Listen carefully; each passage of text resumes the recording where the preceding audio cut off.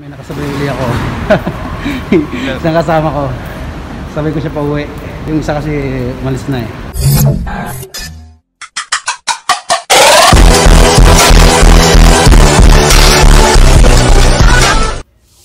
Ayun, uwi na tayo.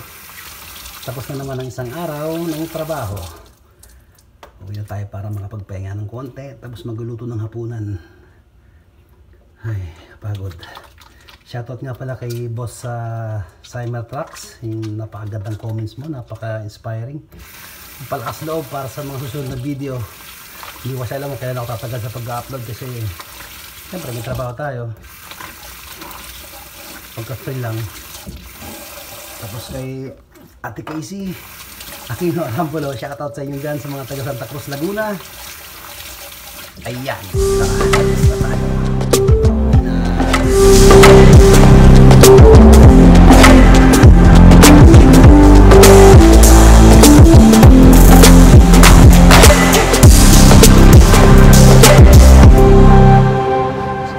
Ayan, may nakasabay ako kasama ko. Say hi, baby. Alala, say hi. Ayan, dagi ka. Gapit na sura-sura. Ay, mahal. Aba? Kaibigan ko yan, kasama ko sa trabaho. Alala. Halawala. May nakasabay pa oh. May nakasabay uli ako. Isang kasama ko. Sabay ko siya pa uwi. Yung isa kasi umalis na eh.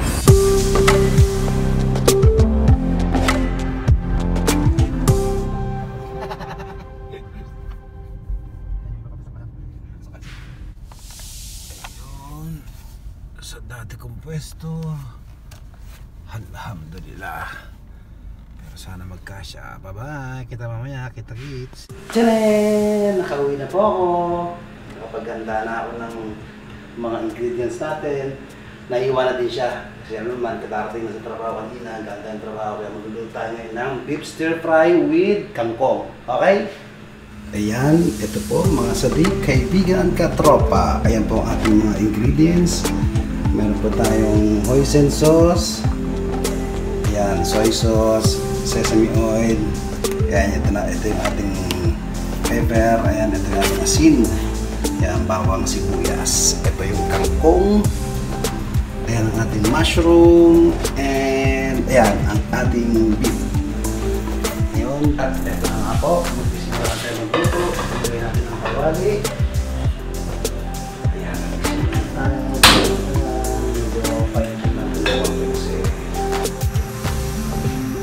Ating bawang, ayan, bawang. Ibig natin yan. Samahin na lang natin kasi masunog agad yan eh. Masunog agad siya. Ayan. Medyo konting brown lang. Sibuyas. Ayan, sibuyas. Ito naman ay pang-survive na natin sa lockdown. Kung araw-araw. Marami mas magaling dyan magluto. Siyempre, kanya-kanyang paraan lang yan. Ayan. Medyo okay na yung ating sibuyas. Isusunod natin ang ating karne. Ayan, ating karne. Ating beef. Ayan. Ngayon, hindi ko muna pinapagatan ang aking mukha kasi walang tagahawak ng camera. Hanggang na siya nakasteady lang kaya. Ayan. Isa-isa sa gitnang silangan.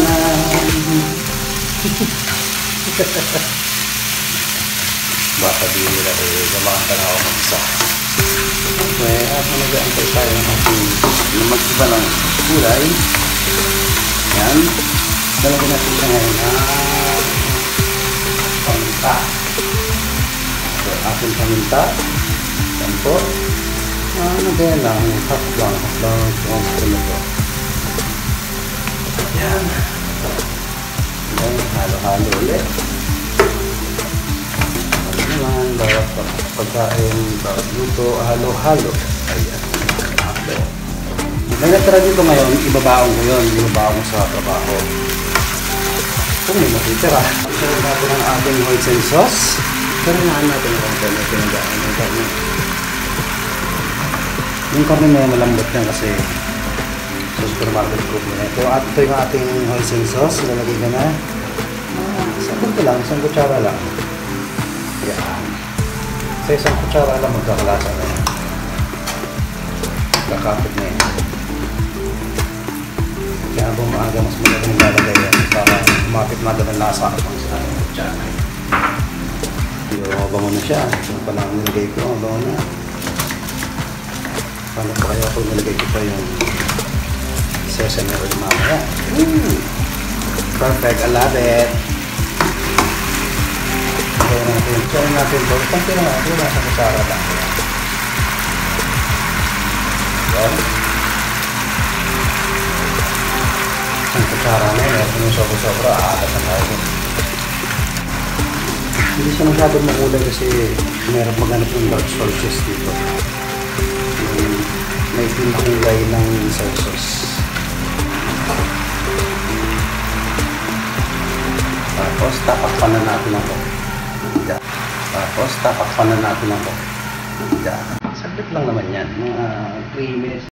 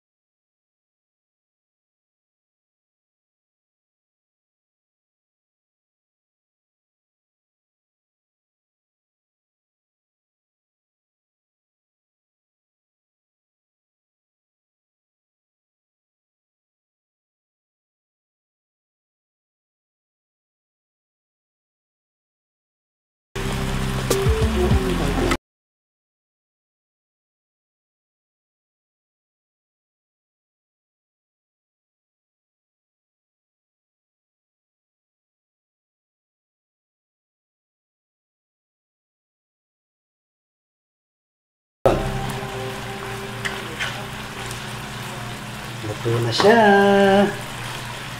Higi mo na.